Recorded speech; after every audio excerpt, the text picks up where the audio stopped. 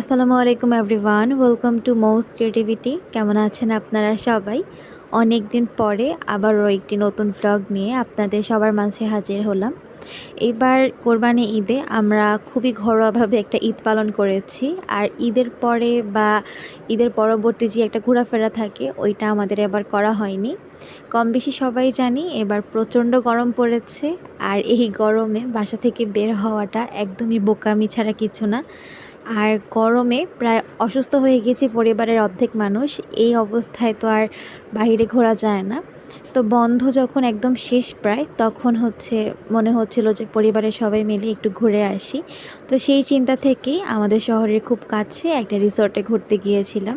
রোজার ঈদে আমার বান্ধবী আমাকে এই জামাটা গিফট করেছিল। তখন তো পরা হয়নি, তাই ভাবলাম যে আজকেই পরে যাই, হয়তো ভালো লাগবে। তো এই ড্রেসটা পরে রেডি হয়ে এই তো বেরিয়ে পড়লাম। যাওয়ার সময় রাস্তাটা দেখতে খুবই ভালো লাগছিল, তাই ভাবলাম যে আপনাদের সাথে শেয়ার করতে করতে যাই।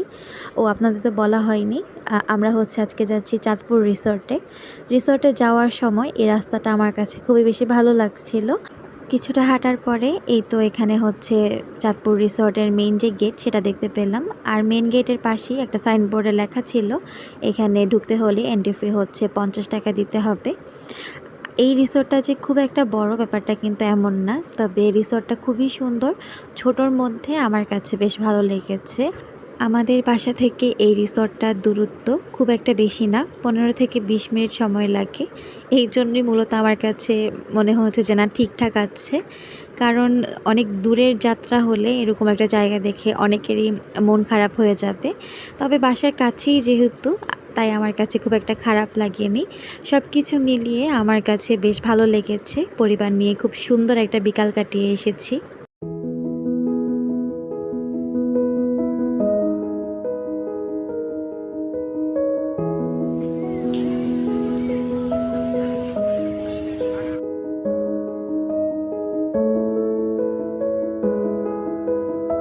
পুরো রিসর্টটার মধ্যে আমার কাছে সবচাইতে বেশি ভালো লেগেছে এই ব্রিজটা পুরোটাই আর্টিফিশিয়াল ঘাস দিয়ে মোড়ানো ছিল। এই জন্য জুতা পরে ওঠা এখানে নিষেধ। তাই আমি খালি পায়ে এসেছি, আমি না, এখানে উপস্থিত সবাই খালি পায়ে এসেছে। আর ব্রিজের অপোজিটে এখানে বাচ্চাদের জন্য ছোট্ট করে একটা পার্কের মতো করা আছে। এই তো এভাবেই আসলে আমাদের একটা সুন্দর বিকাল পার হয়েছে। আর আমি বাকিটা সময় যতক্ষণ এখানে ছিলাম এই ব্রিজের উপরেই ছিলাম। আর আমার দেখা সবচেয়ে সুন্দর একটা বিকাল আমি এই ব্রিজের উপরে বসে কাটিয়েছি। আপনারা দেখলেই বুঝতে পারবেন যে আকাশটা ঠিক কতটা সুন্দর ছিল। আমি যে নদীটার পাশে বসে আছি এটার নাম ডাকাতিয়া নদী। আর সামনে একটা ব্রিজ ছিল, ব্রিজের উপর দিয়ে গাড়ি চলাচল করছিল। মানে সব কিছু মিলিয়ে একটা সুন্দর দৃশ্য দেখছিলাম বসে বসে। আমার কাছে অনেক বেশি ভালো লাগছিল। আমার কাছে মনে হচ্ছিল যে রেকর্ডটা বন্ধ করে আমি শুধু তাকিয়ে থাকি এক দৃষ্টিতে। আমি তো সেভাবে কিছু রেকর্ডই করিনি, আমি বসে বসে পুরোটা সময় একদম নিজের মতো করে উপভোগ করেছিলাম।